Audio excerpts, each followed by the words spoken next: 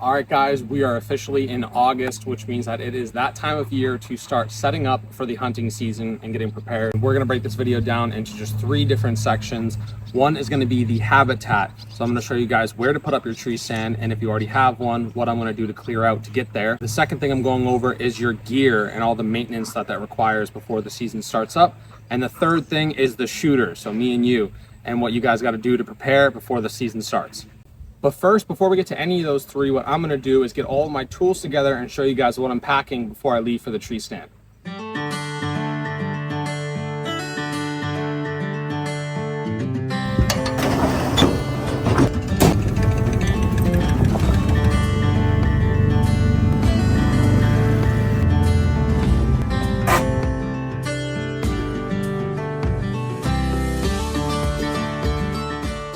All right, so the first thing that I'm loading up is a couple machetes, one for me and one for my fiance. And that is just to cut down whatever's in our way. This place is very overgrown, so that is just one of the tools that we're using.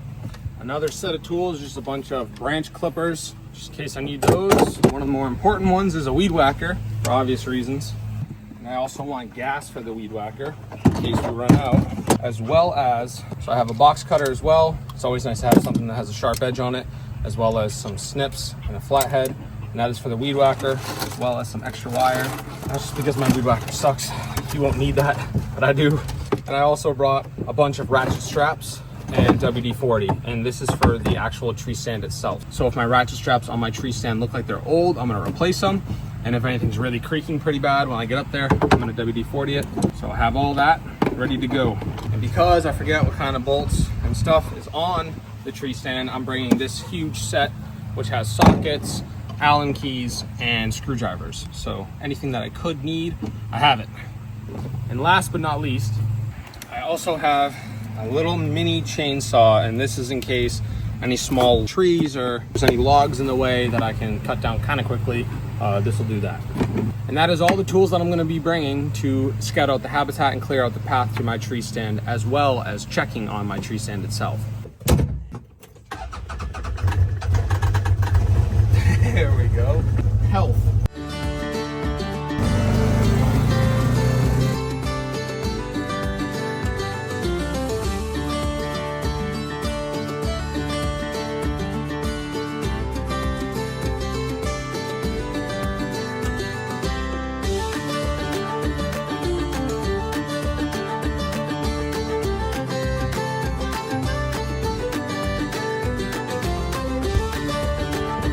First obstruction, baby.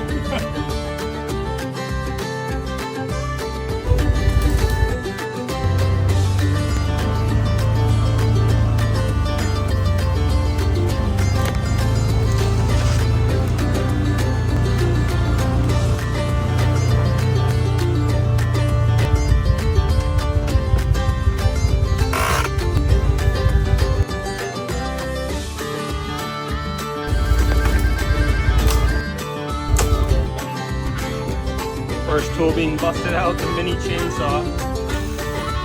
Whoa.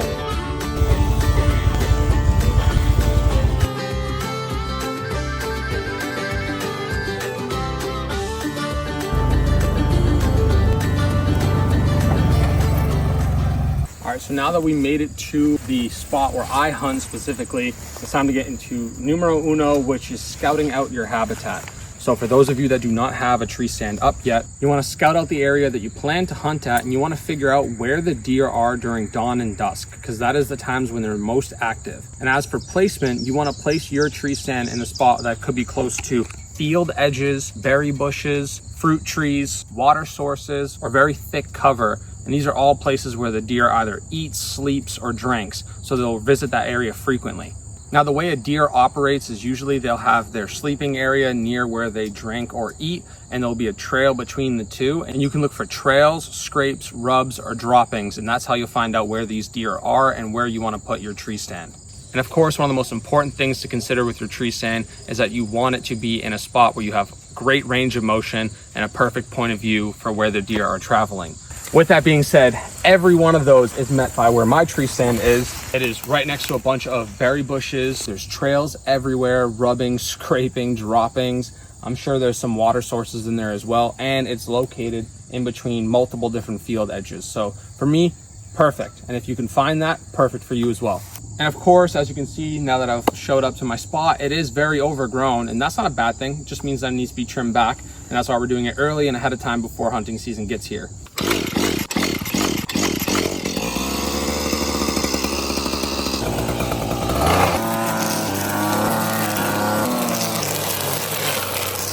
All right, so now that I'm done with the easy part, I'm gonna go grab some other tools to take care of the thorns and all the different weeds that have grown up here. You think it's gonna be cool if I do it? What do you mean? I'm gonna just throw it down. Oh, don't do that. What? Just go for it. Oh, go for it, you think? Cut down the... Oh my God, just cut down. What do you gotta cut down? Oh boy.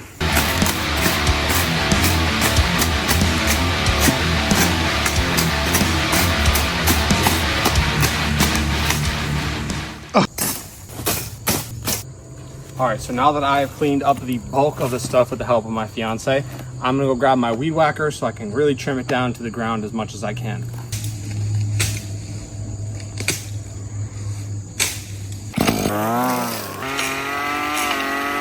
All right, so this is the trail that I just made, and it did not take me long at all.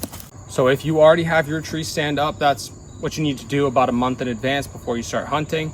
And if you don't, that's something that you're gonna need to do most likely to get to a spot where you wanna put your tree stand up. You're gonna have to get into the woods. All right, well, that wraps up number one. So on to number two, which is your gear maintenance. And of course, naturally, we're gonna start off with my actual tree stand itself that's up here. So there are a few different things that I wanna check on here. One of the main things in my opinion is the straps. These straps have been up all year round. Most people recommend you don't do that. I'm doing it anyway. But in order to do that, what I gotta do is I gotta check it before the season. So I gotta make sure that there's no rips, it's not really dry rotted or fraying or anything along those lines. And if it is, I have to change it with a new ratchet strap, which is why I brought some extras. Now, as you can see, I'm checking all the way around this tree. I wanna make sure that every square centimeter of this thing has no types of tears or drying or fraying or anything. And these ones look absolutely fine. And so what I'm gonna do is I'm gonna climb up top and I'm gonna check the ones up there. Now, as I'm climbing up, this is a great spot to mention number 2 and 3 for the tree stand, which is to make sure that the bolts as you're climbing up, that they're good, they're not loose. And I'm just gonna check everything over as I'm going up the actual ladder. And of course, I'm gonna listen for number 3, which is a bunch of creaks or loud noises. Nothing is worse than getting up on your tree stand and everything else is perfect. You've been quiet the entire time, and the second you start going up, it goes, it makes the loudest noise ever, and everyone knows you're there. So I'm gonna see if anything's creaking. I'm gonna take care of that. All right, so funny enough, I actually have 2 examples here of stuff that I should have checked on, and I'm happy I did. This block, as well as this backrest that my fiance's father previously fabricated up here. Yeah, they're no good. The wood that was behind it, it just wasn't holding anymore. And so we're gonna take these out, throw them down, and I'm gonna check the rest of the stand. So what I'm thinking that I'm gonna do, I checked everything. There are a few bolts that look like they could use some tightening. They're pretty rusty, but we might just give it a go. There's only one strap up here that holds the top, and there's 2 straps on the bottom. Now, it's usually a good idea to have at least 2. That way, if one fails, you have the other one. So I'm gonna just use one of the straps that I brought with me, and I'm gonna tie up. So that way I have 2 up here. Sweet. A little bit of a guess, but I'm thinking that I'm gonna need either a 10 or a 12, so I'm gonna grab that. So I was right about it being a 10 millimeter, so I'm just gonna give these a quick tighten.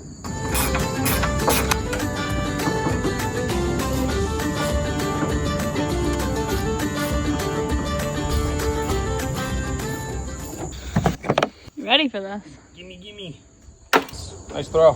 All right, now if you plan on using ratchet straps for your tree stand, the way that you want to do it is you want to hook on one side of the tree stand on a very sturdy structural point, nothing that pivots and nothing that can just be pulled off. And then you want to go all the way around the tree and hook to the opposite side of the tree stand on the exact same thing. Then you can ratchet it tight, and you want to make sure that you're not ratcheting it so it's just a few clicks that you're actually getting ratcheted. You want to have at least 5 to 7 good clicks, so that way it's a nice tight ratchet and it's not something that will be undone. And like I previously mentioned, you want to make sure that you have at least 2 ratchet straps for wherever you're putting any of them. So if you're going to put one up here and one down there, which is what I do, most people do, and I recommend, you want to put 2 on the bottom and 2 on the top. That way, if one fails, of course, you have your other one, and then you can replace the first one that failed before the second one fails.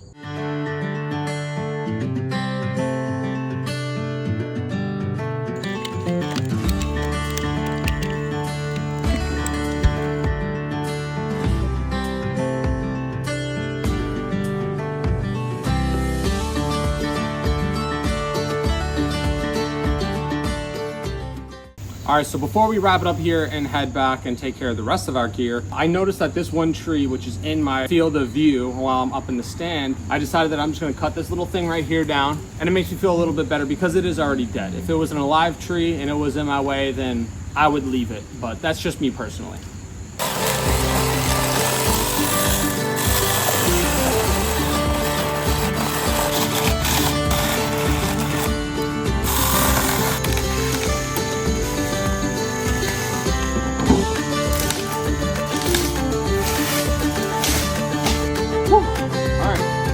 That just opened up so much.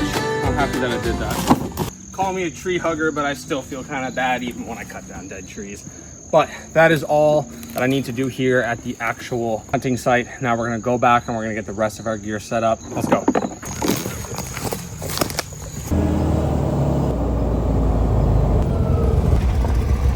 All right, now before I get into the last piece of gear or equipment that I need to maintenance before the season starts, I wanted to briefly talk about your clothing that you'll be wearing.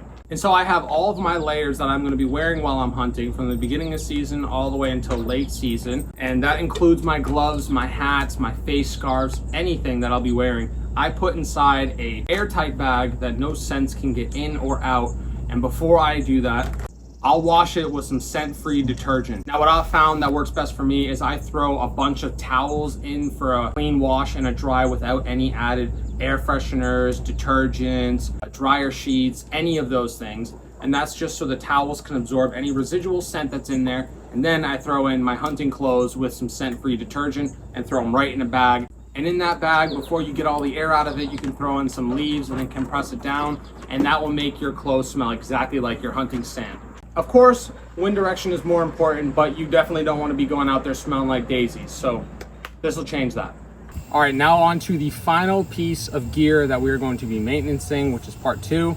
And that is the weapon. In this case, for me, it is a crossbow. So there's a few things that I want to do to maintenance this crossbow. And a few of those include the rail and string. I want to lubricate the rail and I want to put wax on the strings. The last, but certainly not the least, I want to sight this thing in. Now to do all of those, you're gonna need a few things. So with me, I have bowstring wax and rail lube, and you can get any brand you want. I just so happen to have this brand. I'm not really supporting them or anything. It's just the one I got, but you'll need that. You're also going to need a flathead screwdriver and preferably a rangefinder. You can use a tape measure and you can do the math and convert it to yards, but for me, rangefinder is the way to go. And of course, you want something that you're gonna be able to shoot at. Now, an important thing to note when you're using these bolts is that you're most likely not gonna be using your precious broadheads for sighting in your crossbow. You're gonna be using something like this, which is a field tip. Now, what you wanna make sure is that not only does the field tip weigh the same as your broadhead, you can use a scale to figure that out, but you also wanna make sure that the bolt itself is the same length and the same weight as the one that you're gonna be firing out while you're hunting. Now, the reason why this is important is because if you're using a different bolt that's a different length or a different weight or a different head that's a different weight, and you're firing and you sight your bow in for that, when you're out in the field and you're actually hunting, there's a good chance it's gonna throw your bolt off because you sighted it in for a different weight and length. So you wanna avoid that and just weigh it beforehand. Now, if you're using a compound bow or a rifle, this whole maintenance process is different, everything about it. So I'm just going over exactly what you need for a crossbow, and that's just because that is what I'm using to start off my season. All right, so the first thing that I'll be doing is I'm gonna be waxing and lubing this crossbow. Now, how we do this is really simple. I'm just gonna take some of this rail lube here and I'm gonna put it on my finger. You wanna make sure you don't got like gravel on your fingers before you do it. You wanna get it nice on your finger like that, a little buildup, and you want to go up and down and really warm it up and spread it on this rail all the way back as far as you can get. Now, don't go jamming any of this out into your, trigger mechanism back there, but you want to get pretty deep. You want to get as far back as you can. Now, up here isn't as important, but I still do it. I get this part right up here. And I'm gonna leave that a little heavy, and the reason being is because once I cock this back and I pull the string back, it'll leave this open, and then I'll go over the rest of it with my finger. So that takes care of that. Now, aside from pre-season maintenance, how often should you use some rail lube? Well, Usually it's anywhere from 20 to 30 shots. If you're kind of a crazy person, you might do 10. Every season, if you don't get to that many shots, you want to at least go over it once with some rail lube. It'll extend the life of your crossbow and the string that it's sliding across, and it'll make your shots more accurate. I mean, what more reason do you have to do that? Next, we have some bowstring wax. So what I'm going to be doing is I'm going over all of the strings that I see here except right here. So this whole knocking point on this string, we're gonna avoid that, but everything else we're gonna get. So I just put a little bit here, a little bit there.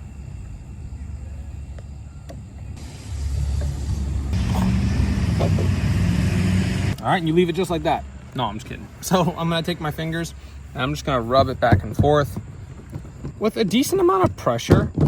And what this does is it builds up friction, so it builds up heat, and it'll melt the wax into the strings.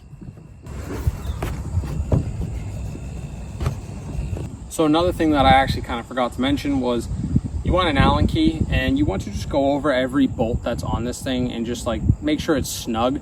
For me, it's an 1/8 inch Allen key, so I'm just gonna go over every single bolt on this thing. I don't need to go crazy, but I just want to make sure that nothing's coming loose, that's all.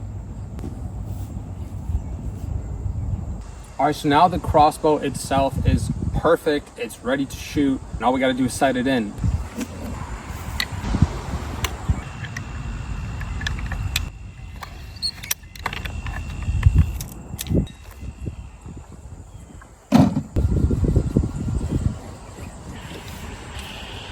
All right, so for sighting in your crossbow, you're going to need a few things. One thing is a rangefinder, or like I said, a tape measure to figure out how far away from the target you are. And you want to start at 20 yards. You're also going to want to have a tape measure. That way when you do fire off, you can see how far the bolt landed from where you were actually aiming and measure that distance. And of course, you're also going to want a screwdriver. That way you can actually adjust your scope. So here are the two different adjustments on a scope. So if I loosen up and take off those caps there, so the one on the top there is for elevation. You adjust that for the bolt to either go further up or further down. And your side adjustment here is for windage, which is your horizontal adjustment, or left and right. Now, if you look closely at that, it'll show you that one click on this thing is 1/4 inches at 100 yards.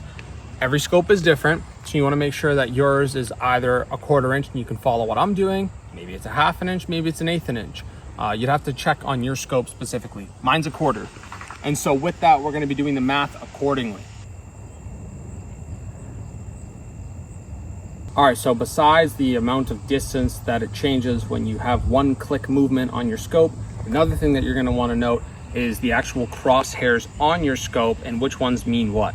Now in this scope specifically, the middle crosshair, the one right in the center, is for 20 yards and below. And then each notch underneath it correspondingly goes up 10 yards. So you have 20 in the middle, then 30, 40, 50, and 60 as the last one. So we're gonna start with the crosshairs right in the center, right where we wanna shoot at 20 yards exactly, and we're gonna zero into that. That way it's nice and lined up for this distance.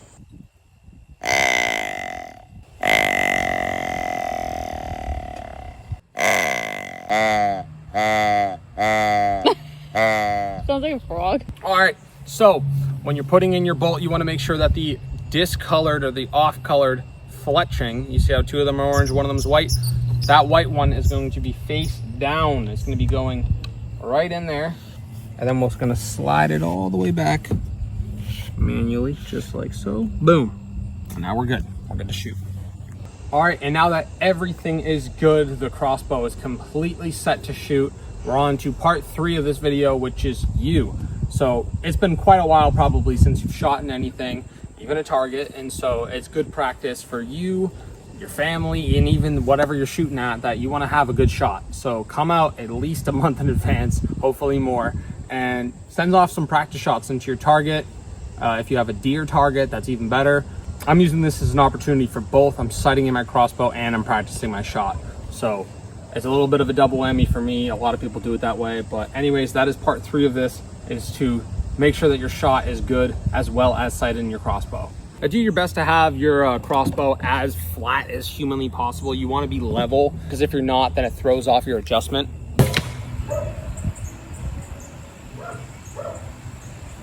Must have scanned right over the top or something. No, one right through. Wow. Golly. All right. We're going to put another one behind it to stop it a little further so it doesn't go all the way through and destroy our fletching.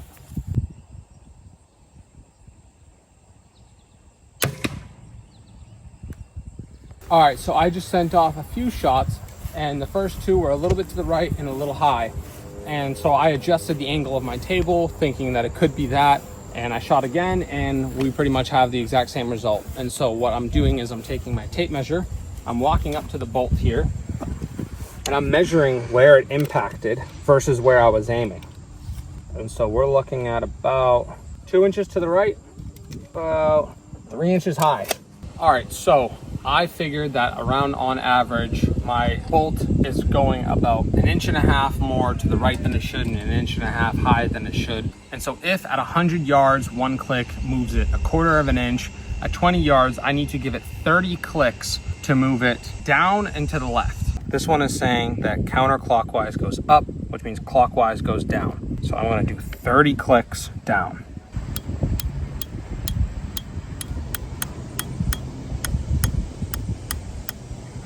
I'm gonna do the exact same thing over here. And so I want it to go left. And now I'm just gonna reshoot and see if I need to adjust any further.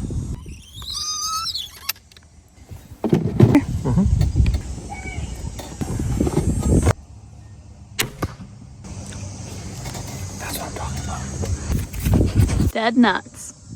Now, just by looking at it, I have windage right on the money.